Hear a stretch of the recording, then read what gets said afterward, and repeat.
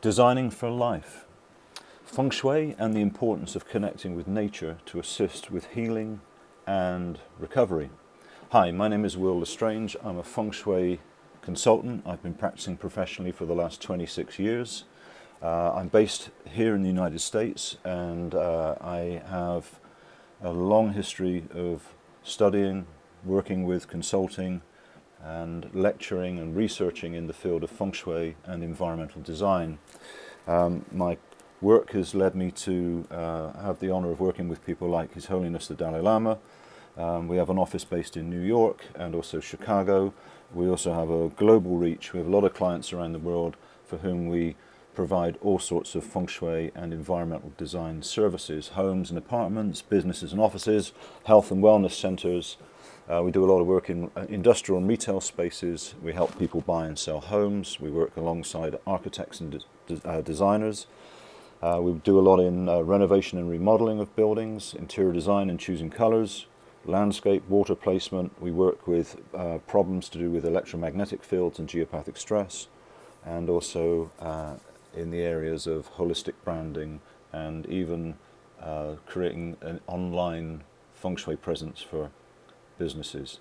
So today what I'd like to do in this presentation, Designing for Life, is I want to introduce you to what Feng Shui is, how it's connected with health, what is Qi, or this mysterious energy that is at the base of this traditional Asian practice, and how this Qi energy affects you.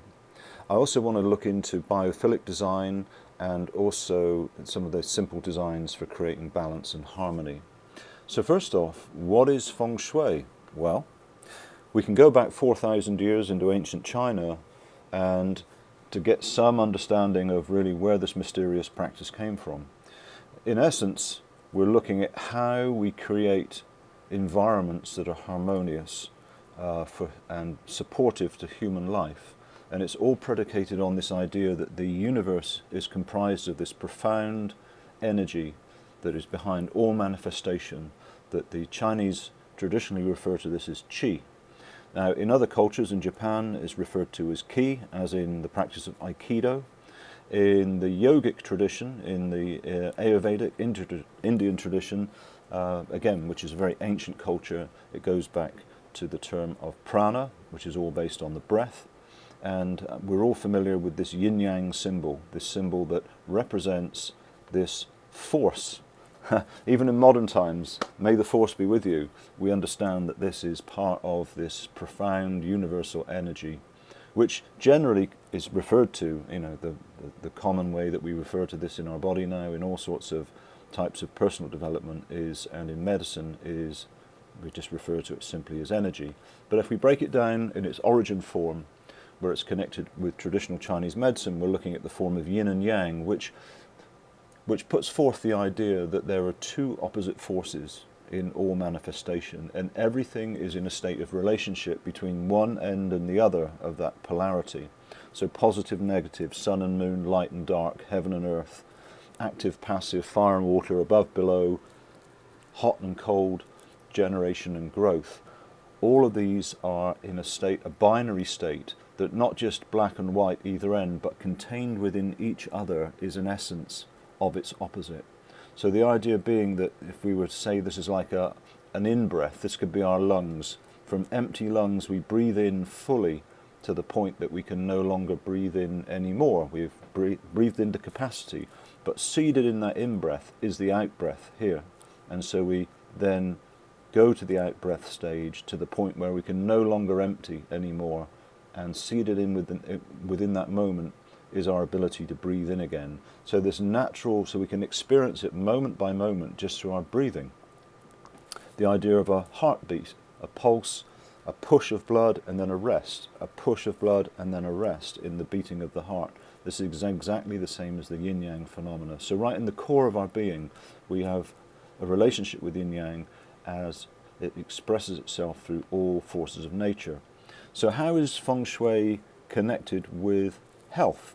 Well, if we go back into ancient China again, we can see that the 8 branches of traditional Chinese medicine were made up of meditation, movement and exercise, diet and nutrition, astrology and cosmology, bodywork, herbs, acupuncture and moxibustion, and also what they call geomancy or feng shui. In the old days, a Chinese doctor would come to your home, and not only would he be looking at your body for signs and symptoms of certain illnesses and conditions, he would also be looking at your physical environment to see what role it might be playing in your picture of health, and then make recommendations on what could be done to improve the situation through administering any of these modalities here, but also what could you do to change your environment. So again, we're familiar with acupuncture for humans and animals. If anyone has not experienced acupuncture or somewhat skeptical about it, I encourage you to go to YouTube and look, just search for open heart surgery without anesthesia. You will find a modern Chinese hospital. This surgeon here is a video of a surgeon operating on a patient who has no anesthetic, only acupuncture as a means of anesthetic, and he's actually speaking to the patient while he's performing open heart surgery. So these ancient forms of technology are really predicated on the idea that feng shui and qi follow the rules of nature. So within the natural world, as we find it, there are these simple rhythms, simple pulses, simple flows of energy that if we can align ourselves with these energies, then life restores itself back to a state of balance. So why should we use feng shui in the environment? Well, it's a very simply put, we can just, I think we could all agree by saying, by following the statement that it's about how your surroundings affect the way that you think, feel and behave, which ultimately is a statement of the quality of your life. So we've all been in environments throughout, or all of us have this common experience where we've been to different places where we feel quite different experiences, or we behave in different ways, or it affects the way that we think, which can be either positive or negative. And ultimately the goal of feng shui is to create balance, harmony, prosperity, wellness and growth. How can we do well by creating supportive environments? So just think for a moment about which of these spaces do you live in? Do you live in a home? Do you live in a building or work in a building where it feels like it's a heavy weight, where you feel like you're burdened, it's very hard to get ahead? Whatever you do, life feels like a struggle. Or maybe your case might be on the right-hand side where it does feel like a home sweet home. It's just delightful, it supports you, and you feel like you can grow from that place. So just take a moment to think about what your score is on a scale of 0 to 10. Just think about your home. Are you down there somewhere, below 5, maybe a 0, I hope not, but, is it a place that's a real struggle for you? Is it difficult living where you live? Is it holding you back? Is it a struggle for you? Is it frustrating? Are you experiencing health problems where you live? Or maybe if you're above the 5 mark, how well are you doing? Are you growing? Are you prospering? Are you doing well? Are you relaxed and are you healthy? Do you have people come to visit you and enjoy your space, share your space with you? So in my daily practice, we have more of a sophisticated model to establish exactly where our clients are in their experience of working with their home. Now, I'm not going to take too much time to go into this, but just to let you know that this mysterious energy of qi can be either stagnant, stuck, a sort of a trickling experience, or fully flowing in a home. And as we get closer to the experience of energy flowing, our homes become more vibrant. There's a sense of abundance and harmonious and a balanced feeling that we have in our life. The further we are lower down on the scale, the more overwhelmed and stressed we are, the more our home feels like it's draining us, it's actually working against us. Oftentimes there's a lot of chaos and clutter, and we only feel like we're just barely surviving in that space. Frustration and confusion can show up in our lives, and oftentimes the energy's stuck and the home doesn't quite feel like a home. The house doesn't feel like a home. And we need to really simplify, declutter, and it goes on like this. So we use this model to find out exactly where our clients are and how we can bring them up to the next level, Same case in business, actually, similar model, but in this case it's how it shows up in your finances and your productivity.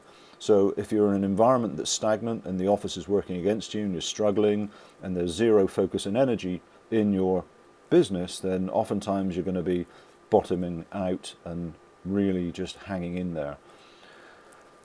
When the energy is stuck, we can sometimes see this fluctuating picture of energy. It's not so good. When it's trickling, it's getting better and we're kind of thriving here, then we start to get on the ups here, we start to move a lot better, but ultimately we're looking for good, stable, abundant growth in our companies.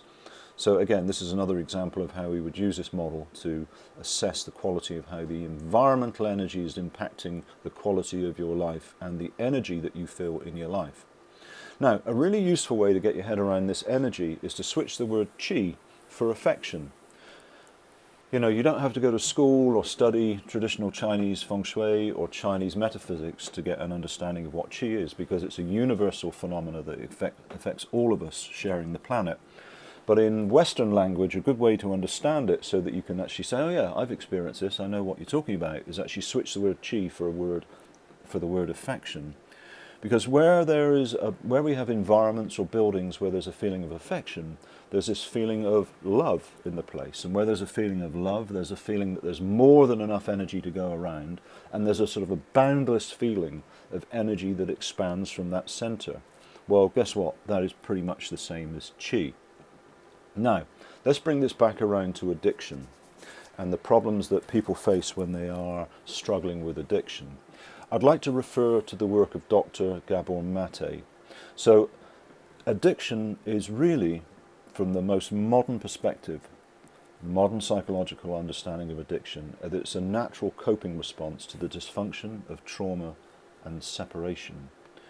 Now, let's just think about that for a second. A natural coping response to the dysfunction of trauma and separation.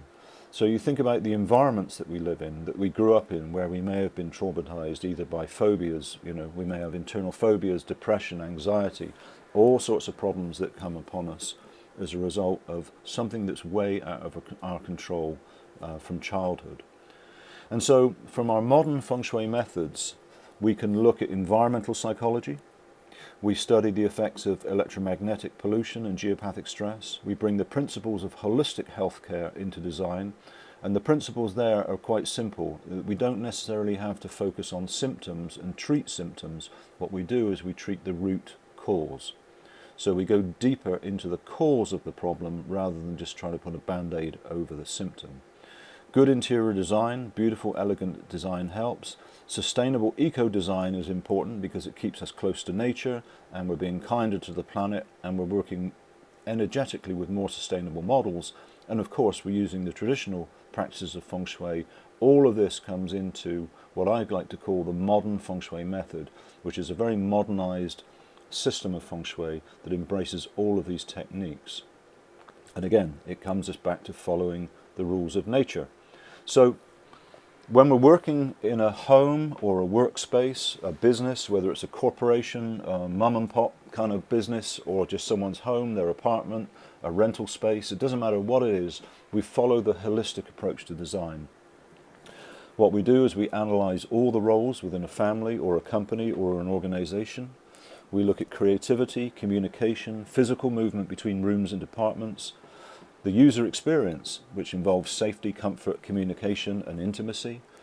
We look at flow, focus, efficiency, and productivity. We look for blockages, distraction, clutter, and waste, which is really important. Where does energy get stuck? We're also looking at customer and client experiences and connectivity. When we say customer and client, that could also mean family relationships here. Between individuals and the connection that they feel between one another. Learning, curiosity, training and development is really important to keep us alive and growing. We have to look at the identity and beliefs and values of the individual or the organization in order to establish the type of environment that's going to support those, and maybe some of the beliefs and values that would help from simple change to realign some of those beliefs about how they can move forward and grow in the future. And if we can lock those into the environment, positive affirmations about positive frequencies, positive feelings about the surroundings that we have, you can then use that to entrain new behaviors. Oftentimes we refer to that as branding in a company. How do we brand a company? Well, the environment is a really important part of a company's brand. Of course, ultimately we're looking at health and wellness. And deeper still, we're looking at the vision, purpose and spirit of an individual organization. Now, following this theme of addiction, I want to bring up an interesting case study which refers to how changing environment can stop addictive behaviours. And so we need to go back to the Vietnam War. And some of you may be familiar with this piece of research, but this is very helpful to reinforce this idea that environments can really change behaviour. So what can we learn from the Vietnam War and heroin addiction? So researchers know heroin addictions respond to detox and talk therapy. That's well proven. But the importance of the environment may be getting short-changed. A decades-old study of Vietnam soldiers sheds new information on the ways environment affects heroin addiction. Now, the study began in 1971 after 2 congressmen visited soldiers in Vietnam. So when Robert Steele and Morgan Murphy returned to the US, they brought news of heroin use among the soldiers, estimating around 15% lived with an addiction. So 15% of our veterans overseas, remember these were quite young people, dealing with the stress and the trauma of the environment. They were turning to whatever drugs they could get their hands on to cope. Remember, this is a coping mechanism. So the news prompted President Nixon at the time to create an office to study drug abuse prevention and to fund a study to follow addicted soldiers when they returned home to determine how they fared in treatment and beyond. Now, the groundbreaking study of the soldiers gave psychiatric researcher Lee Robbins access to soldiers who used heroin during the war. She found only a small percentage of men addicted to heroin in Vietnam started using it again in the United States. So while others question her results in the 1970s, current researchers point to an environmental change as a way to explain these results.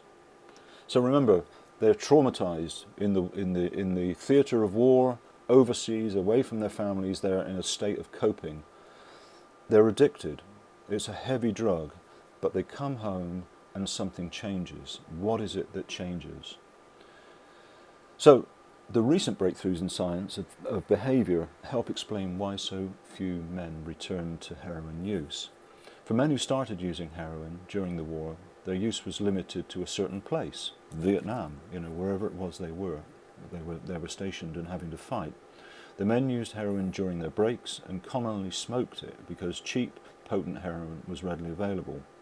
By going through the withdrawal and detox period in Vietnam, they returned home to a different environment without the social and environmental cues to use the drug. Cues also read trauma there as well, right? And coping.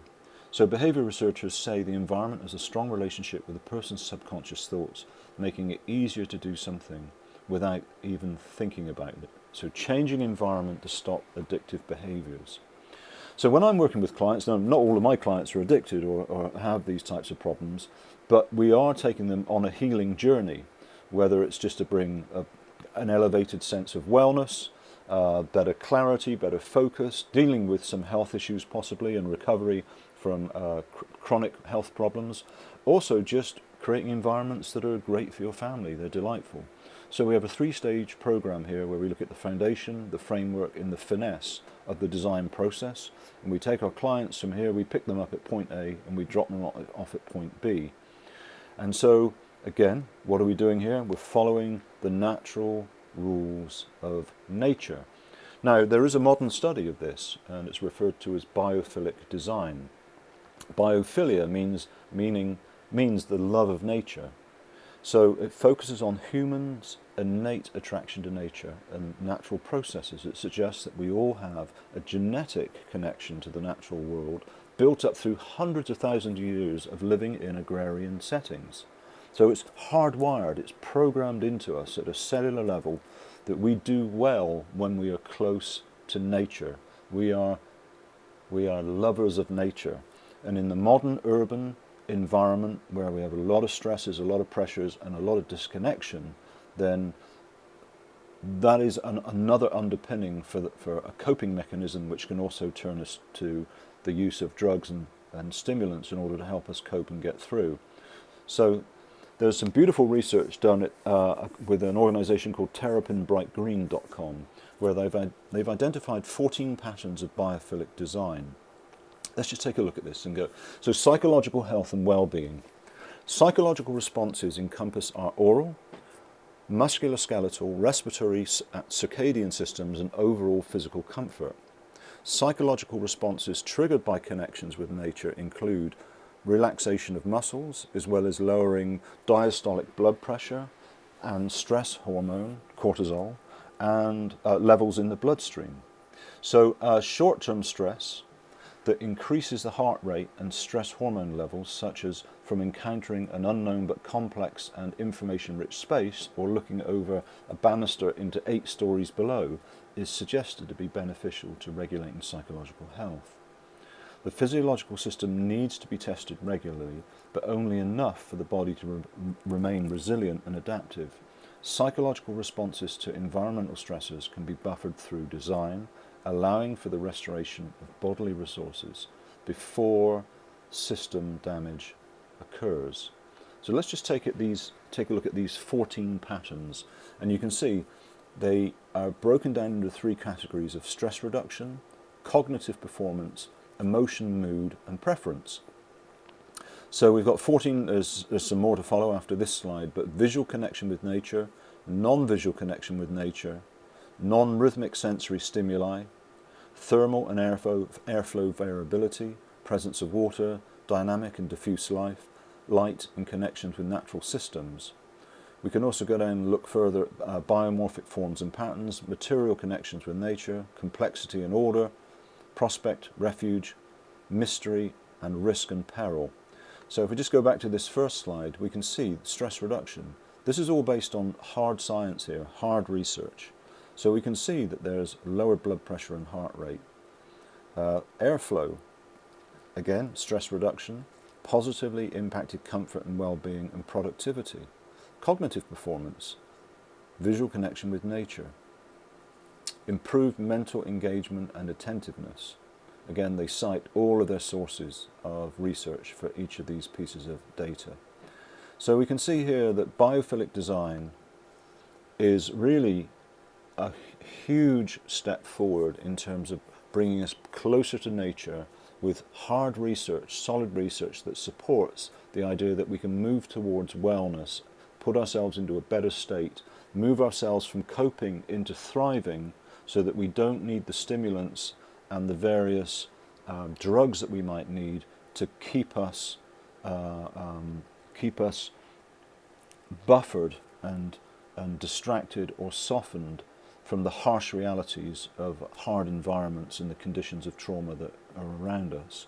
So what often feels like a heavy workload to most of us who are in an environment where, if we're in an office that feels like a heavy workload, in fact is often it's the environment that's working against us. If we change the environment, suddenly we can still do the same amount of work, but it doesn't feel so heavy. So in essence, if you change your space, you can really change your life, whether you're just working in an office or whether you're struggling with an addiction. So let's just take another look at this. So what is Good Feng Shui Design? So Feng Shui Design is the designing for people as a biological organism, respecting the mind-body systems is indicators of health and well-being in the context of what is locally appropriate and responsive. Good Feng Shui Design draws from influential perspectives, health conditions, socio-cultural norms and expectations, past experiences, frequency and duration of the user experience, the many speeds at which it may be encountered, and the user perception and processing of the experience. So to create spaces that are inspirational, restorative and healthy, as well as integrative with the functionality of the place and the urban ecosystem, because let's face it, most of us live in cities now or towns where we're really piled in on top of each other, but it is in itself an urban ecosystem. And so above all, Feng Shui Design must nurture a love of place. It's very simple. If you love your place, it's going to love you back. So let's go back to the idea of an office again. So what to do when you're surrounded? If we look at the evolution of the office, we're now we've gone from open plan into what we even call now a more open experience of design, which is generally referred to in the modern times now as the connected space. We can just drop our laptop anywhere we like, open it up and connect with anywhere in the world. So the idea of open plan, hot desking, all of these, this is a very modern project in New York City that I've been studying. And so, yeah, great, all wonderful. We've got all the information we need here. We've got everything on our screens. We've got open places for conversations, but it doesn't work for everyone. So look, here's another coping mechanism right in front of us. Now, this guy is probably not addicted to anything, but what he does need is he needs a different environment to the one that everyone else is functioning in. So in this particular project, everybody had very expensive standing desks provided for them. And so in this case, this poor guy's had to jack his desk up as high as he can go, bring his chair up to his cube, set up his laptop, so he's got some shelter around him. Clearly, this is what he needs in order to focus. So this is a very, very interesting example of how we're ill-advised to use a one-size-fits-all approach to design. There's always outliers on either side of the bell curve who need quite specific environments in order for them to thrive. And I would put my case forward that people who are suffering with addiction are the outliers. They are the ones who cannot cope with their trauma experience, and they need different environments in order to support them. They need environments that are changed. So, we couldn't talk about the environment or feng shui without looking briefly at the role of clutter. Clutter and confusion and overwhelm. And you can see these two examples here where you've got these very clear lines. Now, some people may feel at home here, some people may feel at home here, in the same way that some people may completely almost traumatized by the environment. Likewise, some people can feel very challenged by these very clean, sterile lines. So again, the idea of feng shui is that we exist in the relationship between two ends of the scale. Somewhere there's just the right amount of clutter that helps you function. But too much clutter, the outer clutter, actually connects with inner clutter, which can foster feelings of uncertainty, ambivalence, indecision and procrastination. Now, again, it's a matter of scale and preference. If we look at three quite influential people who changed the course of the world in their own ways, look at their desks, you know. Steve Jobs, we've got a lot of chaos around here. But these people had the remarkable capacity to focus, and the clutter on the external world for them was just a matter of their preference, where they could focus into very specific areas. So what is right for you? What is right for you and what is right for your client? So again, we need to come back to the idea that if we're dealing with qi, this energy, then we're coming back to where is this feeling of affection? And where there's a feeling of affection, we feel love and we feel connected. So this is a really crucial part in this view of working with feng shui and environmental design. And remember, lifestyle and your environment is about balance, harmony, prosperity, wellness and growth. And so if we use this model, we employ all of these together, an inclusive model that is going to enhance the quality of life, where we can be taken on a journey up through these various stages, systematically changing different elements of our environment. It's inevitable that we will experience change on the other end.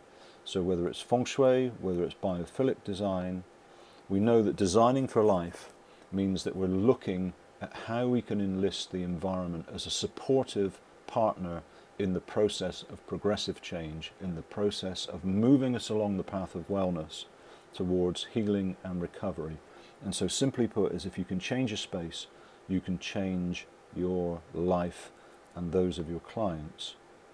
So if you'd like to find out more about my work and how I may be able to contribute to your project, please feel free to reach out and contact me. You can find me at New York Feng Shui, nycfengshuiconsultant.com. There's an email address here. You can also get me on my personal cell phone, 502-777-3586. And I wish you every success in your project. And if we can just focus on this part of humanizing the environment and being mindful about the importance of the relationship, this natural relationship between human beings and their environment, the natural environment, we know that we can actually reconnect there and create a better future for all of us. Okay, thanks so much.